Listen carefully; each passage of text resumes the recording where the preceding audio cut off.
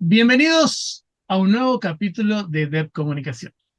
Y hoy tenemos a alguien muy especial.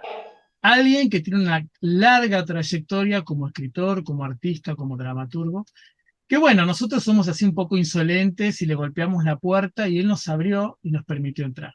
Bienvenido a Dep Comunicación, Guillermo Montilla Santillán. Bienvenido y muchas gracias por abrirnos la puerta.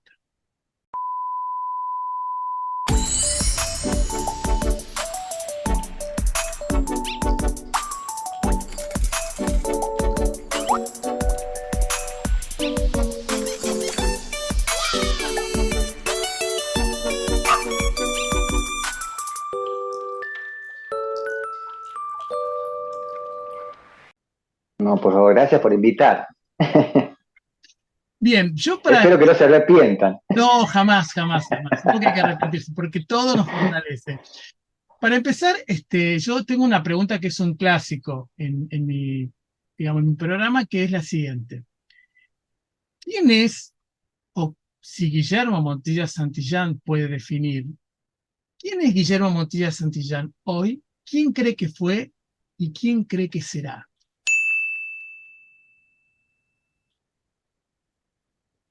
Qué difícil la pregunta. Lo primero que diría es, creo que es un misterio para mí, sobre todo. Y uno va haciendo lo que puede con ese misterio. A veces se devela en cuestiones que son maravillosas y a veces se devela como todo misterio en cosas que no son tan maravillosas. Eh, Sostengo que soy un siendo, soy un gerundio, una cosa que está en constante construcción, ¿no? En constante reflexión y, y construcción. No encuentro otro camino yo que sea más feliz, me refiero, más feliz para con uno también, ¿no? Y también aceptando esto del misterio, que puedo sorprenderme en, en algún momento como buen misterio.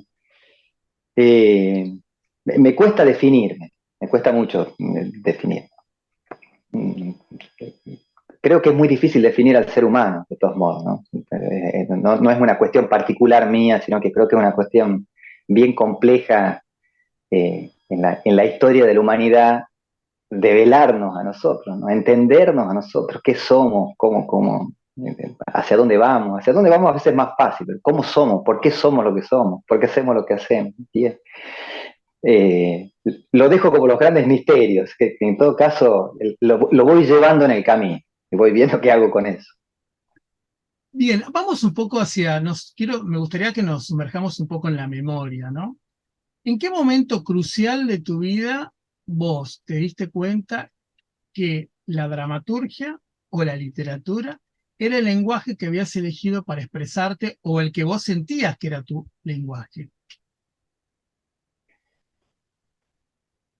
Ahora que uno se vuelve más grande y que va repasando algunos episodios, eh, cuando yo tenía 17, 18 años tuve una experiencia que yo considero casi sagrada, donde entendí de alguna manera que algo me llamaba, y eso que me llamaba era ser actor, que era algo que no estaba dentro sí, no existía la consideración de ese oficio. Nunca había hecho teatro, no había ido mucho al teatro. Entonces eso lo entiendo yo como una vocación. Cuando pienso ahora en la dramaturgia, que fue en la escritura y particularmente la dramaturgia la que me fue abriendo espacios, me doy cuenta que era algo que estaba muy tempranamente en mí, una facilidad o una forma de pensar o de expresarse a través de la palabra escrita o de la palabra oral en todo caso, que nunca lo había tenido en cuenta como algo, como una vocación. O sea, como no soy un escritor, no era una herramienta en su momento que tenía ahí. Y que cuando empiezo mi hacer teatral, para poder meterme en el mundo teatral, lo que hago es presentar proyectos. El primer director con el que trabajé le entregué un proyecto. ¿Qué proyecto podía hacer? Y bueno, por ejemplo, a mí me gustaban los clásicos necesitaban 14 actores para hacer un Shakespeare, entonces, a mí me maravillaba muchísimo, pues ¿por qué la gente me dice que soy dramaturgo? Porque yo quiero que me diga que soy actor. Y después con el correr de los tiempos me di cuenta no porque no había tenido valor o porque no había trabajado la escritura ni más, sino que eso que yo consideraba una herramienta era, tocas un talento, si se quiere, en el sentido de la parábola, ¿no? De la parábola cristiana. Un talento que tenía y que podía yo o trabajarlo y explotarlo, o darle voz, o acallarlo y utilizarlo como una herramienta para poder construir lo que yo quería en mi oficio, que era el teatro. Y eso fue una buena decisión, me refiero, tomar en serio ese rol de dramaturgo. Pero al comienzo, cuando me empezaron a llamar dramaturgo, yo decía, era una excusa, escribí una obra de teatro porque era la única. Yo escribía porque quería actuar. Y cada una de las temáticas que iba proponiendo en las obras que he hecho eran obras que quería actuar. En la mayoría no he actuado, a veces he tenido que dirigir o a veces he sido simplemente dramaturgo y nada más. Pero le debo todo a esa escritura, me refiero. Mi carrera está sustentada en ese espacio. Así que yo le tenía poca consideración, pero era todo. Ahora, en ese paso, ¿no? Porque bueno, vos empezaste admirando estos clásicos de Shakespeare y de pronto pasaste a construir tus propios personajes en esas obras, en esos proyectos que ibas esbozando. ¿Qué tipo de personajes son los que te movilizan o te llaman la atención o qué actos que vos en lo cotidiano observaste o atravesaste y dijiste, oh, perdón, puedo empezar desde aquí a construir? ¿Sabes que ahora que está muy de moda, he estado leyendo, nunca me sale el nombre de este filósofo coreano que está como de moda? Tiene un libro que habla sobre la narración, el fin de la narración, ¿no? Y me ha conmovido mucho su lectura, me ha conmovido porque era algo es algo que veo, es algo que veía, una problemática aparte que se va haciendo cada vez más compleja. Volvemos a la primera pregunta. Si tuviese que encontrar algo que más o menos, no que me defina, pero que me contenga, yo diría que soy un contador de historia. Era lo que más me gustaba. Y veía, sobre todo en el momento, bueno, ahora pasa, yo creo que ahora es peor, pero veía en ese momento en Tucumán que había una tendencia muy fuerte hacia la concatenación de información. Las obras tenían una importante carga en la estructura, en la forma, cómo vamos a cambiar, cuál es el nuevo teatro, cuál es el viejo teatro, y una pérdida en la capacidad narrativa. A mí lo que me gusta de Shakespeare hasta el día de hoy, mi amor por él nunca ha tenido ninguna razón para que deje de ser amor, nunca me ha decepcionado. La capacidad de contar una historia, de narrarnos, porque es lo que ha hecho, o Molière, no sé, o Chejo, la capacidad de narrarnos, y a través de esa narración, de esa historia, aparentemente sin otro fin que el de contar una historia, no con un fin educativo o aleccionado, no, no, no, simplemente con el fin de contar, uno pueda encontrarse y reflexionar si le queda, si le queda espacio, pero encontrarse en una historia. Entonces, desde los primeros momentos, lo que trataba de escribir eran historias que puedan entretener en el sentido estricto de la palabra, tener al espectador o al lector ahí. Y los clásicos o los grandes autores me han sido una guía indispensable, sobre todo un norte. O sea, a esto me gustaría, a esto me gustaría llegar, a este tipo de cuidado con por ejemplo, de los clásicos de cuidado con la palabra, este tipo yo hice una adaptación este año de Macbeth, Huracán, Valle de Calchaquí, y la historia en sí misma, sacando todo lo que uno pueda reflexionar de ese sentido casi académico, catedrático. La historia es fabulosa, el sentido de cómo manejar la intriga, de cómo mantenernos en vilo hasta el final. Esas cosas me apasionaron desde muy chico. Y a su vez he estado en una familia que era una familia de narradores. Mi abuelo, por ejemplo, que era un hombre muy vinculado al campo, de tradición campera, odiaba la ciudad, vivía en el campo. Una persona que no nos leía, leía él, por supuesto, en mi casa han sido muy lectores, pero él tenía una habilidad para narrar. Entonces la noche, en vez de leernos cuentos, nos contaba historias que yo asumía que eran de él, y después fui descubriendo que eran los cuentos de Juan y el Zorro, los casos de Juan y el Zorro, esa cosa milagrosa de la narración. No sé, bueno, quiero decir, en ese espacio de la narración es donde me he sentido cómodo y a donde, esto suena como a perorgullo, me refiero, pero donde me parece que es necesario que estemos, ¿no? En el lugar de narrarnos.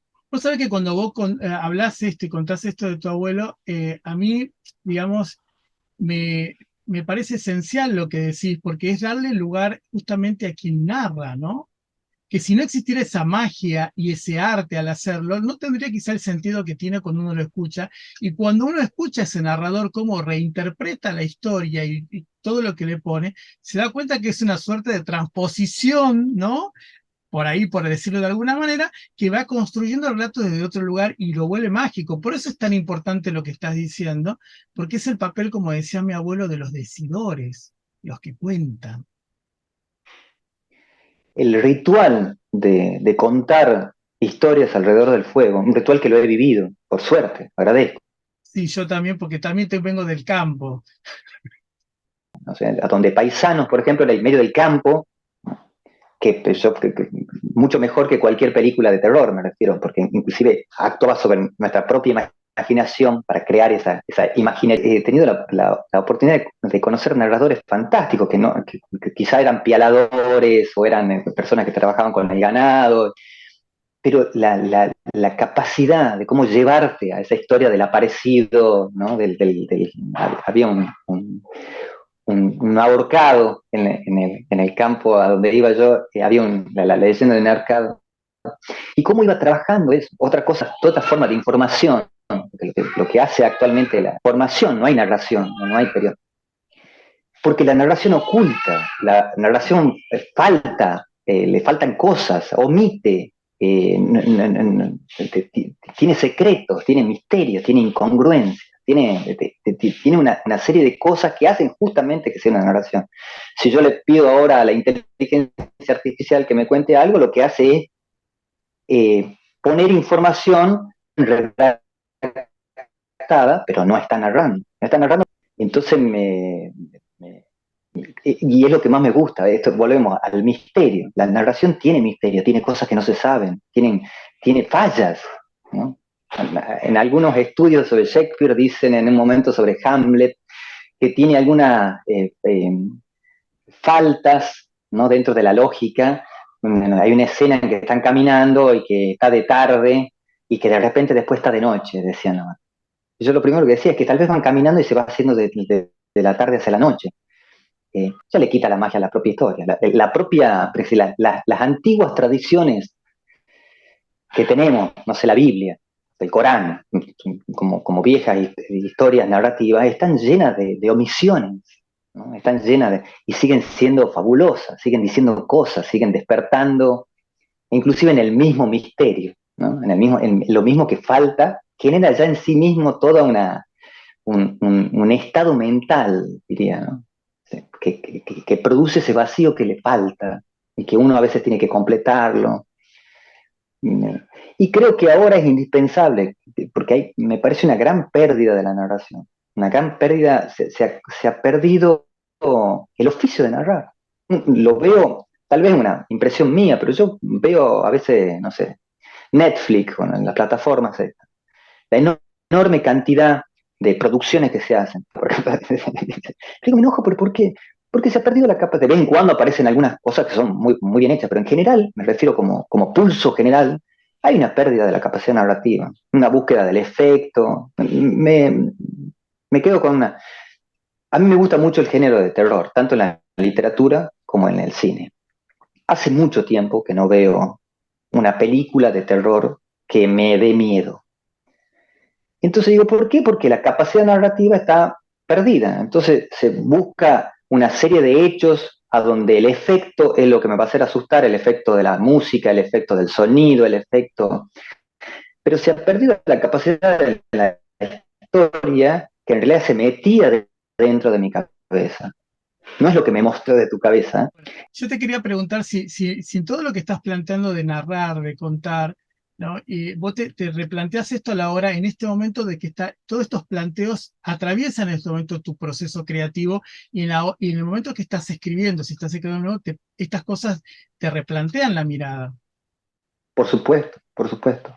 Y, y a mí me dan como una misión, un norte, una brújula, una brújula. O sea, es algo que me gusta narrar, me gusta condición, no sé si mucha o poca, y me parece que es un momento en que es sin otro ánimo que contar historias, sin ánimo didáctico, ¿no? Sin mensaje, otra cosa terrible de la literatura y de todo esto, los mensajes, ¿no? ¿Y qué mensaje te deja? No, los mensajes están en el WhatsApp, ahí dejamos mensajes. Sí, Otelo, que no hay que ser celoso, no deja ningún mensaje, cuenta un libro de historia, pero no tiene ningún sentido, que es lo que se le acusaba a Shakespeare, no tiene ningún sentido didáctico, no le interesa eso. Bien, en este momento, ¿estás escribiendo, estás produciendo, digamos, Es, hay algo para el futuro que nos vas a atravesar de Guillermo Montilla Santillán? Bueno, ahora en marzo, estamos ahora en los procesos finales de... Yo escribí hace mucho tiempo y publiqué en un blog que tenía una novela, un intento de novela policial que se llama Las dos muertes de Oliverio Puebla, que vamos a presentar en marzo del año que viene. Y ahora estoy escribiendo, pero la idea era en algún momento hacer una saga, una serie, no sé la palabra, de, esta, de otro policial, digamos, eh, en un proceso que es absolutamente terrible para mí, porque me cuesta horrores hasta que pueda encontrar por dónde, hasta que pueda encontrar la historia ahí.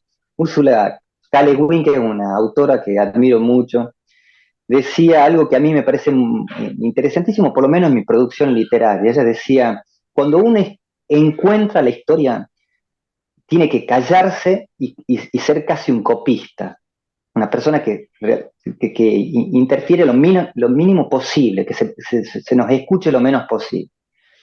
En esa búsqueda de la historia, el proceso es terrible, terrible, terrible, porque sí, la ansiedad, bueno, en ese proceso estoy.